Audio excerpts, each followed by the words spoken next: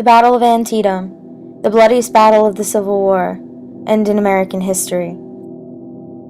The battle began when Confederate General Robert E. Lee and his troops crossed the Potomac River into Maryland, otherwise known as Union Territory.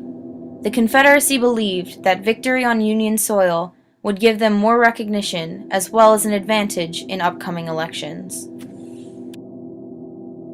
He soon had to divide his troops in order to capture Union troops that threatened their source of supplies at Harper's Ferry.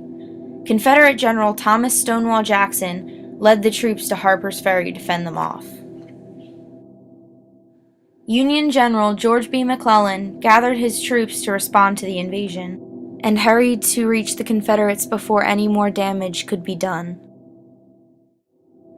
A collision occurred when Union troops were stopped at 3 mountain passes. Confederate forces failed to prevent their passing and retreated. General Robert E. Lee thought about retreating back to Virginia, but the Confederate victory at Harper's Ferry pushed him to make a stand in Sharpsburg, Maryland.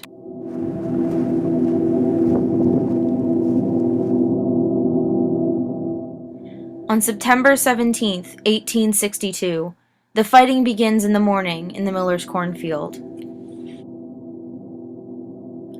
Major General Joseph Hooker and his Union troops mounted a powerful assault on Lee's left flank.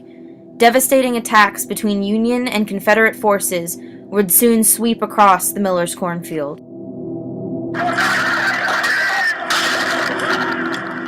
More than 1,000 Union troops crept towards Confederate lines. Cannon fire opened the battle with puffs of white smoke rising from the tree line. Confederates responded with an exorbitant amount of gunpowder. Shouts and screams could be heard amongst the sound of artillery. This battle turned into one of savagery. Being only the first phase of the battle, already hundreds of men lie dead across the cornfield.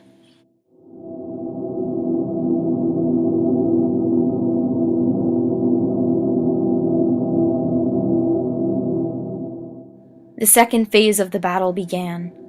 Fighting soon spread to the sunken road, where Confederate Major General Daniel Harvey Hill aligned his division, approximately 2,600 men, and awaited the advancement of Union forces.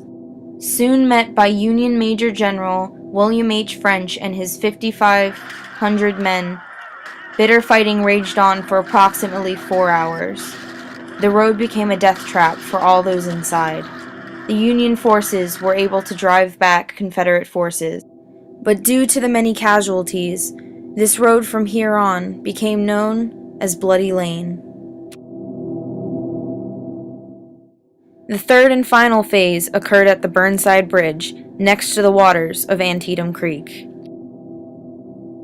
The Union planned to attack the Confederate troops from 2 sides, some heading downstream to cross the river, and others crossing the bridge.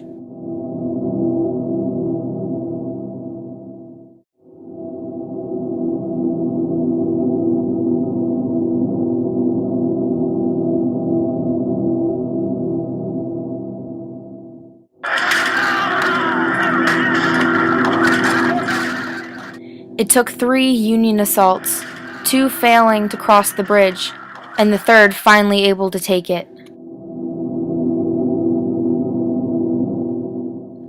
Overall, it lasted only 3 hours. But now, they were able to overwhelm Lee's forces.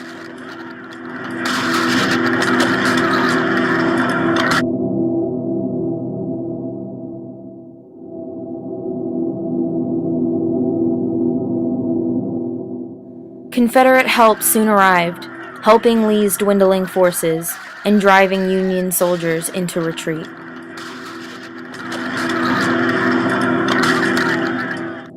Losing too many men, Lee at first remained on the battlefield, but by the next morning fled back to Virginia.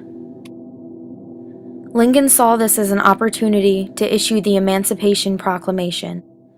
Although he expected the outcome of Union victory in the battle, they were able to drive the Confederates out. Now that the Confederacy was no longer in the act of an invasion, Lincoln saw this as an opportunity to issue his proclamation without Southern interference. The battle was only one day of violence and savage fighting, but was a day no one will ever forget.